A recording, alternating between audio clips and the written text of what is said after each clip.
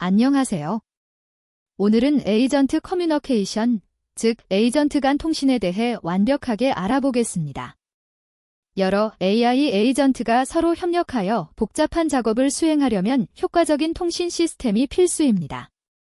이 강의에서는 프로토콜 정의부터 메시지 포맷, 협업 패턴, 그리고 실제 구현까지 모든 것을 다룹니다. 초급 개발자도 쉽게 따라할 수 있도록 실전 예제와 함께 설명하겠습니다. 지금부터 시작하겠습니다. 먼저 이번 강의에서 다룰 주요 내용을 살펴보겠습니다.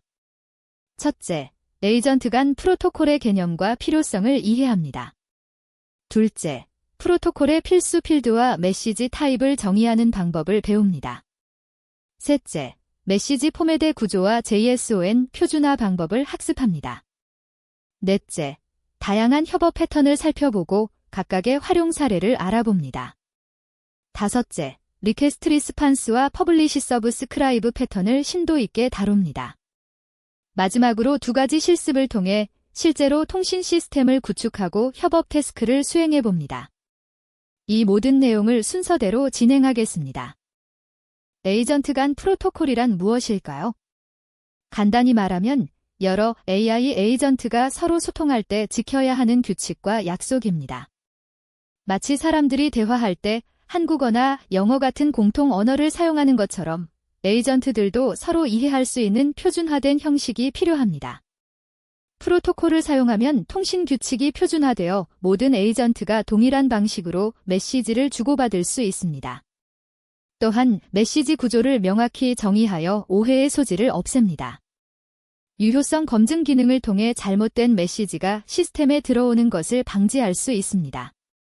무엇보다 새로운 에이전트를 추가할 때도 프로토콜만 따르면 되므로 확장성이 뛰어납니다. 이것이 프로토콜의 핵심 가치입니다. 그렇다면 왜 프로토콜이 필요할까요? 실제 개발 현장에서 겪는 문제를 통해 이해해 봅시다. 어느 날 주니어 개발자 김개발 씨가 멀티 에이전트 시스템을 개발하던 중 문제에 부딪혔습니다. 에이전트 A가 보낸 메시지를 에이전트 B가 전혀 이해하지 못하는 것이었죠. 어떤 에이전트는 JSON 형식으로, 어떤 에이전트는 XML 형식으로 데이터를 보냈고 필수 정보가 빠진 경우도 많았습니다. 결국 시스템 전체가 제대로 작동하지 않았습니다. 선배 개발자의 조언으로 프로토콜을 정의한 후에는 모든 에이전트가 통일된 메시지 형식을 사용하게 되었고 오류가 극적으로 줄어들었습니다. 새로운 에이전트를 추가할 때도 프로토콜만 따르면 되어 시스템 확장이 매우 쉬워졌습니다.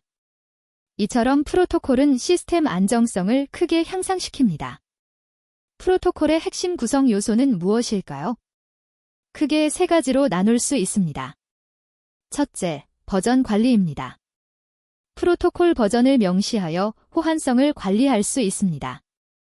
예를 들어 버전 1.0에서 2.0으로 업그레이드할 때 기존 에이전트와의 호환성을 유지하거나 마이그레이션 계획을 세울 수 있습니다. 둘째, 메시지 타입입니다. RQST는 요청 메시지, RSPONC는 응답 메시지, 브로드캐스트는 전체 공지 메시지를 의미합니다. 이렇게 타입을 구분하면 에이전트가 메시지의 목적을 즉시 파악할 수 있습니다. 셋째, 필수 필드 검증입니다. 샌더는 발신자, 리시버는 수신자, 컨텐트는 메시지 내용을 나타냅니다. 밸러데이트 메서드를 통해 이 필드들이 모두 포함되어 있는지 자동으로 확인할 수 있습니다. 이 세 가지 요소가 프로토콜의 근간을 이룹니다. 이제 메시지 포맷에 대해 알아보겠습니다. 메시지 포맷이란 에이전트 간에 주고받는 메시지의 구조와 형식을 말합니다. 표준화된 데이터 구조를 사용하면 모든 에이전트가 메시지를 일관되게 해석할 수 있습니다. 대부분의 시스템에서는 JSON 형식을 사용합니다. JSON은 사람이 읽기 쉽고 프로그래밍 언어 간 호환성이 뛰어나며 파싱 속도가 빠르기 때문입니다. 필드명을 통일하는 것도 매우 중요합니다.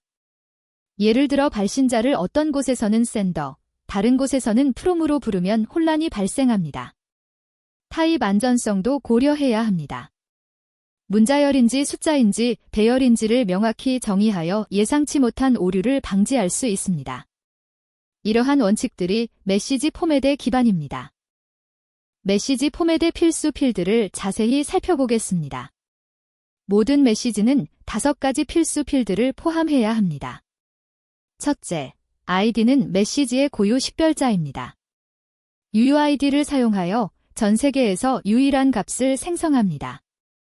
이를 통해 메시지를 추적하고 중복을 방지할 수 있습니다. 둘째, 타임스탬프는 메시지가 전송된 시각을 기록합니다. ISO 8601 형식을 사용하면 시간대 정보까지 포함할 수 있어 글로벌 시스템에 적합합니다. 셋째, 센더는 발신자의 고유 아이디입니다. 어떤 에이전트가 메시지를 보내는지 명확히 알 수 있습니다. 넷째, 리시버는 수신자의 고유 아이디입니다. 메시지가 누구에게 전달되어야 하는지 지정합니다. 다섯째, 컨텐트는 실제 메시지 내용입니다. 문자열, 객체, 배열 등 다양한 형태가 가능합니다. 이 5가지 필드는 반드시 포함되어야 하며 하나라도 빠지면 메시지가 유효하지 않습니다. 메시지 포맷을 설계할 때 지켜야 할 원칙들을 알아보겠습니다. 첫째, 필수 필드를 최소화해야 합니다. 너무 많은 필드를 필수로 지정하면 유연성이 떨어지고 개발 시간이 늘어납니다. 정말 필요한 필드만 필수로 하고 나머지는 선택 필드로 둡니다. 둘째, 선택 필드는 메타데이터 객체에 담습니다. 이렇게 하면 필수 구조는 단순하게 유지하면서도 필요한 정보를 추가할 수 있습니다. 셋째, 중첩 구조를 지향합니다. 너무 깊은 중첩은 파싱을 복잡하게 만들고 오류 가능성을 높입니다. 가능하면 평평한 구조를 유지하세요.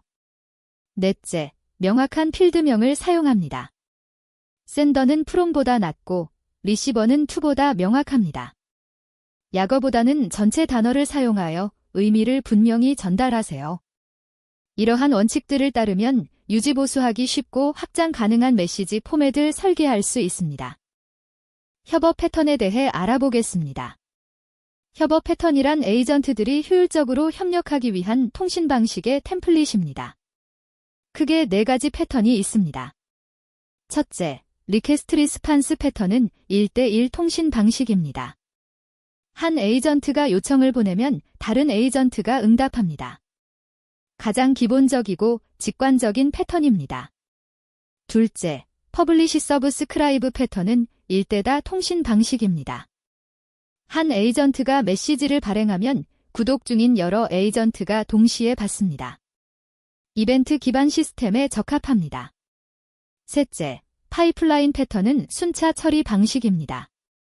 여러 에이전트가 파이프라인처럼 연결되어 데이터를 차례로 처리합니다. 각 단계의 출력이 다음 단계에 입력이 됩니다. 넷째, 하이라어키컬 패턴은 계층적 구조입니다. 매니저 에이전트가 워커 에이전트들을 관리하며 작업을 분배합니다. 복잡한 작업을 작은 단위로 나누어 병렬 처리할 수 있습니다. 각 패턴은 상황에 따라 적절히 선택해야 합니다. 리퀘스트 리스판스 패턴을 심도 있게 살펴보겠습니다. 이 패턴은 요청을 보내고 응답을 받는 가장 기본적인 통신 방식입니다. 동기식 통신으로 요청을 보낸 에이전트는 응답을 받을 때까지 대기합니다. 1대1 대응이므로 메시지 흐름이 명확하고 추적하기 쉽습니다. 그러나 몇 가지 주의할 점이 있습니다. 첫째, 타임아웃 설정이 필수입니다. 응답이 오지 않을 경우를 대비하여 최대 대기 시간을 정해야 합니다. 일반적으로 30초에서 60초가 적절합니다. 둘째, 에러 핸들링이 중요합니다.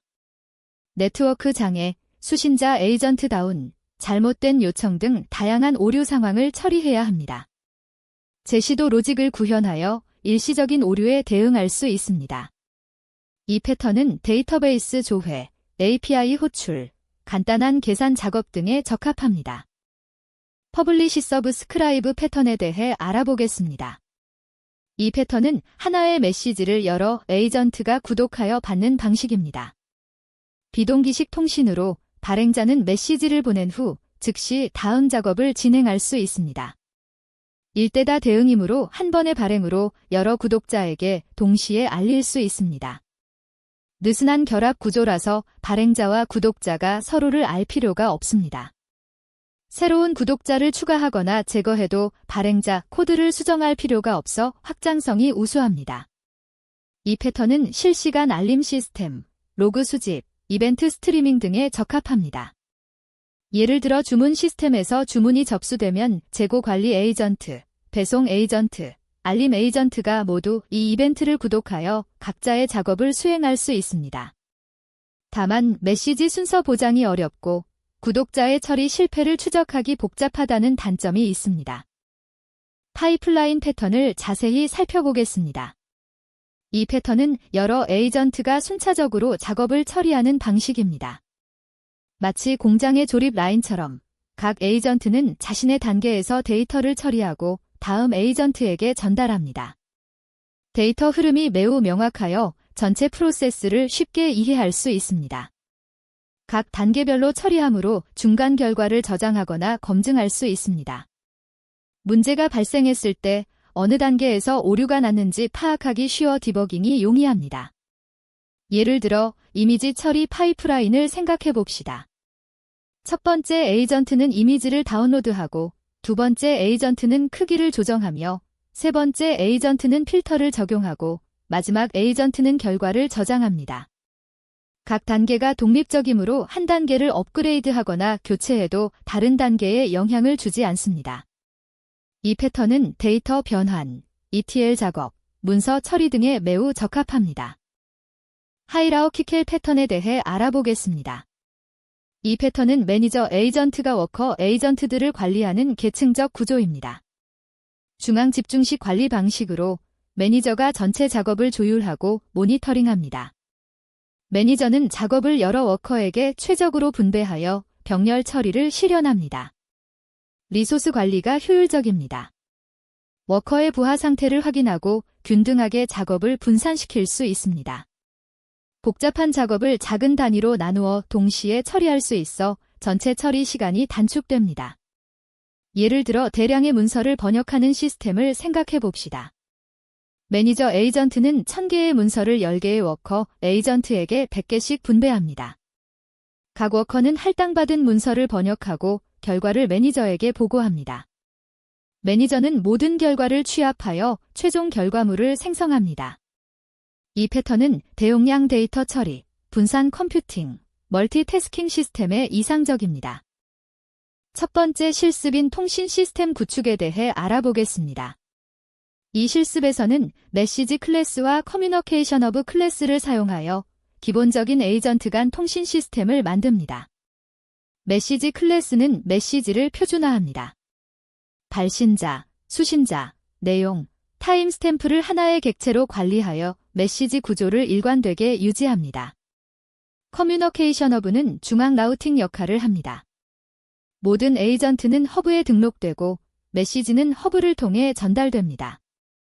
에이전트 등록 및 해제 기능을 제공하여 동적으로 에이전트를 추가하거나 제거할 수 있습니다. 메시지 전송 관리 기능으로 메시지가 올바른 수신자에게 도달하도록 보장합니다. 이 시스템은 간단하지만 실제 프로덕션 환경에서도 사용할 수 있을 만큼 견고합니다. 곧 실제 코드를 보면서 더 자세히 살펴보겠습니다. 두 번째 실습인 협업 태스크 수행에 대해 알아보겠습니다. 이 실습에서는 실제 작업을 여러 에이전트가 협력하여 수행하는 시나리오를 구현합니다. 세 가지 에이전트가 등장합니다. 연구 에이전트는 주어진 주제에 대한 정보를 수집합니다. 인터넷, 데이터베이스, 문서 등 다양한 출처에서 관련 자료를 찾습니다. 분석 에이전트는 수집된 데이터를 분석합니다. 패턴을 발견하고 통계를 계산하며 인사이트를 도출합니다. 보고 에이전트는 분석 결과를 정리합니다. 읽기 쉬운 보고서 형태로 만들어 최종 사용자에게 제공합니다. 이 세 에이전트가 협업을 통해 하나의 복잡한 작업을 완성합니다. 각 에이전트는 자신의 전문 분야에 집중하고 통신 시스템을 통해 결과를 주고받습니다. 이러한 분업과 협업은 대규모 AI 시스템에서 매우 중요한 패턴입니다. 실무 적용 시나리오를 살펴보겠습니다. 실제 기업에서 사용하는 고객 서비스 시스템을 예로 들어봅시다. 문의 접수 에이전트는 고객으로부터 메시지를 수신합니다. 이메일, 채팅, 전화 등 다양한 채널에서 들어오는 문의를 통합 관리합니다. 수신된 문의는 답변 생성 에이전트에게 전달됩니다. 답변 생성 에이전트는 AI 기반으로 응답을 작성합니다. 과거 답변 데이터, FAQ, 상품 정보 등을 참고하여 고객의 질문에 적절한 답변을 생성합니다. 그러나 AI가 만든 답변을 바로 보내면 품질 문제가 발생할 수 있습니다. 여기서 품질 검수 에이전트가 개입합니다. 답변의 정확성, 예의 발음, 완성도를 검토하고 필요시 개선합니다. 모든 검수가 완료되면 최종 답변이 고객에게 전달됩니다. 이 전체 프로세스는 에이전트 간 프로토콜과 메시지 포맷을 통해 원활하게 작동합니다. 실제로 많은 AI 스타트업과 대기업이 이런 방식을 채택하고 있습니다. 흔한 실수와 해결 방법을 알아보겠습니다. 첫 번째 실수는 프로토콜을 너무 복잡하게 만드는 것입니다. 초보 개발자들은 모든 가능성을 고려하여 수십 개의 필드를 정의하곤 합니다. 그러나 이렇게 하면 구현이 어렵고 유지보수 비용이 급증합니다. 해결 방법은 필수 필드만 정의한 후 필요에 따라 점진적으로 확장하는 것입니다. 처음에는 센더, 리시버, 컨텐트 3가지만 필수로 하고 나중에 메타데이터를 추가하는 식입니다.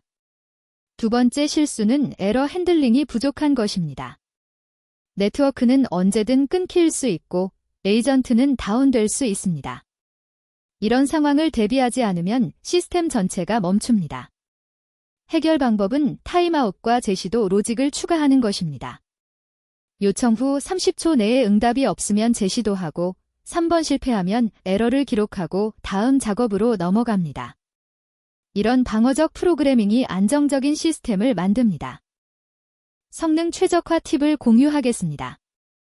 대규모 멀티 에이전트 시스템에서는 성능이 매우 중요합니다. 첫째, 메시지 크기를 최소화하세요.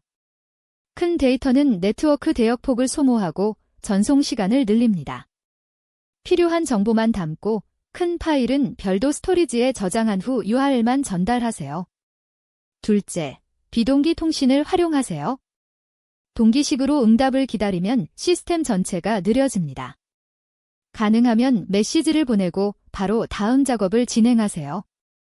셋째, 연결풀을 사용하세요. 매번 새로운 연결을 맺는 것은 오버헤드가 큽니다. 연결풀을 미리 만들어두고 재사용하면 성능이 크게 향상됩니다. 넷째, 캐싱 전략을 적용하세요. 자주 요청되는 데이터는 메모리에 캐싱하여 매번 계산하거나 조회하지 않도록 합니다. 이러한 최적화 기법들을 적용하면 수백 개의 에이전트가 동시에 작동해도 원활한 성능을 유지할 수 있습니다. 보안 고려 사항을 살펴보겠습니다.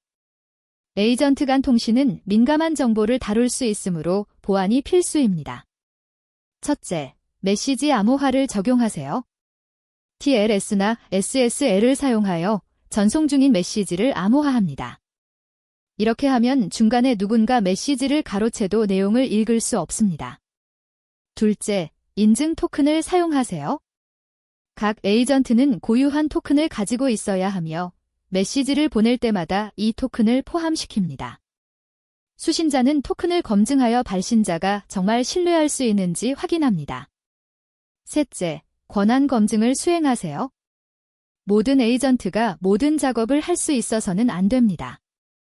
역할 기반 접근 제어를 구현하여 각 에이전트가 자신의 권한 범위 내에서만 작동하도록 합니다.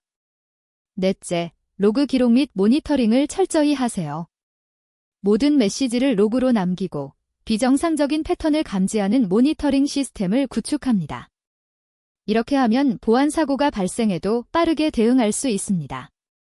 보안은 한번 설정하고 끝나는 것이 아니라 지속적으로 점검하고 개선해야 합니다.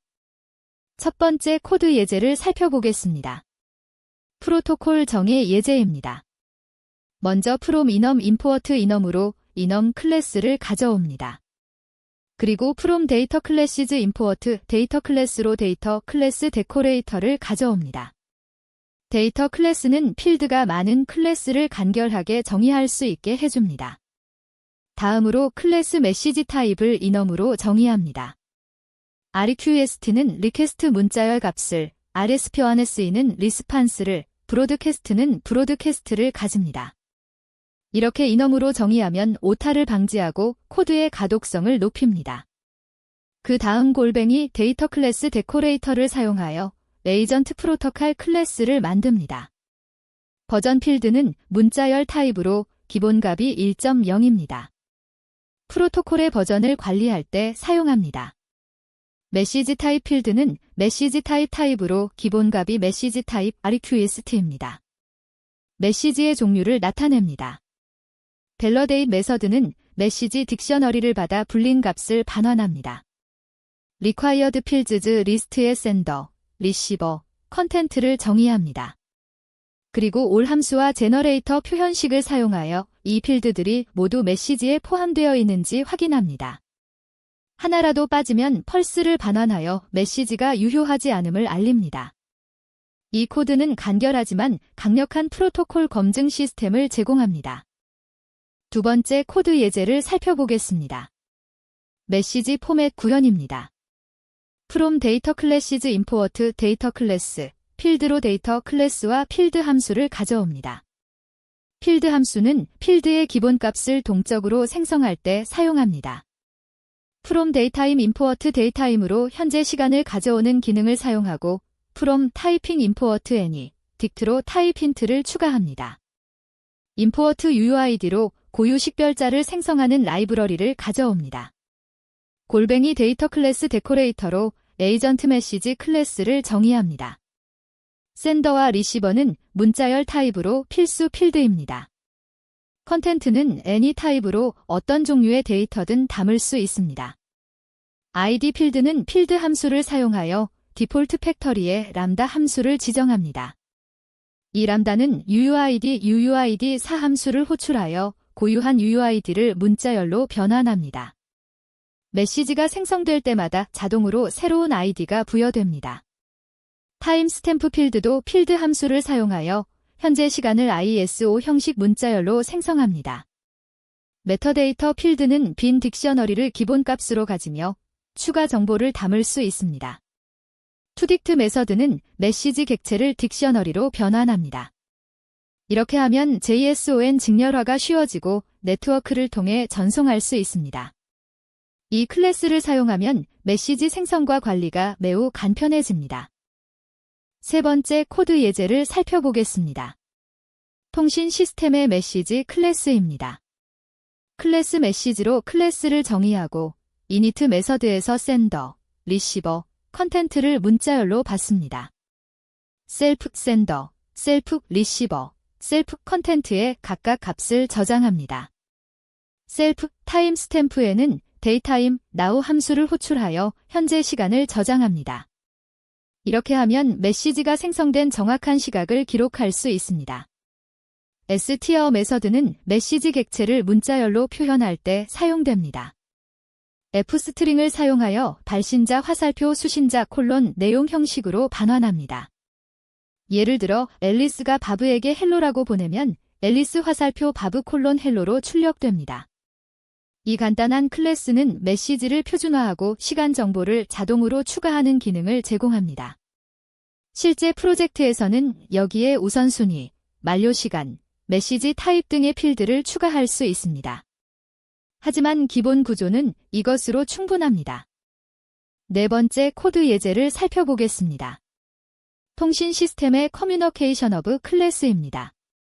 클래스 커뮤니케이션 허브로 클래스를 정의하고 이니트 메서드에서 셀프, 에이전트를 빈 딕셔너리로 초기화합니다. 이 딕셔너리는 에이전트 아이디를 키로, 콜백 함수를 값으로 저장합니다. 레지스터 메서드는 에이전트 아이디와 콜백을 받습니다. 콜백은 메시지를 받았을 때 호출될 함수입니다. 셀프, 에이전트의 에이전트 아이디를 키로 콜백을 저장하고 등록 완료 메시지를 출력합니다. 샌드 메시지 메서드는 메시지 객체를 받습니다. if 문으로 메시지 리시버가 셀프, 에이전트에 있는지 확인합니다. 수신자가 등록되어 있다면 셀프, 에이전트에서 해당 콜백을 가져와 메시지를 인자로 호출합니다. 이렇게 하면 수신자 에이전트의 콜백 함수가 실행되어 메시지를 처리합니다. 만약 수신자가 등록되어 있지 않다면 else 블록에서 에이전트를 찾을 수 없다는 메시지를 출력합니다. 이 클래스는 모든 에이전트의 중앙 허브 역할을 하며 메시지를 올바른 수신자에게 라우팅하는 핵심 기능을 담당합니다. 실제로 사용할 때는 에러 처리와 로깅을 추가하는 것이 좋습니다. 5번째 코드 예제를 살펴보겠습니다. 협업 태스크 구현의 에이전트 정의입니다. 먼저 리서치 에이전트 클래스를 정의합니다. 이니트 메서드에서 허브를 받아 셀프, 허브에 저장합니다. 그리고 셀프, 허브 레지스터를 호출하여 리서처라는 아이디로 셀프, 리시브 메시지 메서드를 콜백으로 등록합니다. 리시브 메시지 메서드는 메시지 객체를 받습니다. 메시지의 컨텐트를 사용하여 정보 수집 중이라는 메시지를 출력합니다. 실제로는 여기서 웹 검색이나 데이터베이스 조회를 수행할 것입니다. 리절트 변수에 수집된 정보를 저장하고 리스판스라는 새 메시지 객체를 생성합니다. 발신자는 리서처, 수신자는 원래 메시지의 샌더, 내용은 리절트입니다. 마지막으로 셀프, 허브의 샌드 메시지로 응답을 보냅니다. 애널라이저 에이전트 클래스도 비슷한 구조입니다. 이니트에서 애널라이저라는 아이디로 등록하고 리시브 메시지에서 메시지를 분석합니다. 분석 완료 후 리스판스를 만들어 리포터 에이전트에게 전달합니다. 이 코드는 여러 에이전트가 순차적으로 협력하는 파이프라인 패턴을 보여줍니다. 각 에이전트는 자신의 작업을 수행하고 결과를 다음 에이전트에게 넘깁니다. 실제 시스템에서는 더 복잡한 로직과 에러 처리가 필요하지만 기본 구조는 이것으로 충분히 이해할 수 있습니다. 오늘 배운 에이전트 커뮤니케이션을 정리하며 마무리하겠습니다. 우리는 에이전트 간 프로토콜의 개념과 필요성을 이해했습니다. 프로토콜은 에이전트들이 서로 소통하기 위한 규칙이며 버전 관리, 메시지 타입, 필수 필드 검증이 핵심입니다. 메시지 포맷은 통신의 구조를 정의하며 JSON 형식과 명확한 필드명 사용이 중요합니다. 4가지 협업 패턴인 리퀘스트 리스판스, 퍼블리시 서브스크라이브, 파이프라인, 하이라오키케를 배웠고 각각의 활용 사례를 살펴봤습니다. 2가지 실습을 통해 실제로 통신 시스템을 구축하고 협업 태스크를 수행하는 방법을 익혔습니다. 실무 적용 사례로 고객 서비스 시스템을 살펴보았고 흔한 실수와 해결 방법, 성능 최적화 팁, 보안 고려 사항까지 다뤘습니다. 이제 여러분은 안정적이고 확장 가능한 멀티 에이전트 시스템을 구축할 수 있습니다. 오늘 배운 내용을 실제 프로젝트에 적용해보세요. 에이전트 커뮤니케이션을 마스터하면 더욱 강력한 AI 시스템을 만들 수 있을 것입니다. 감사합니다.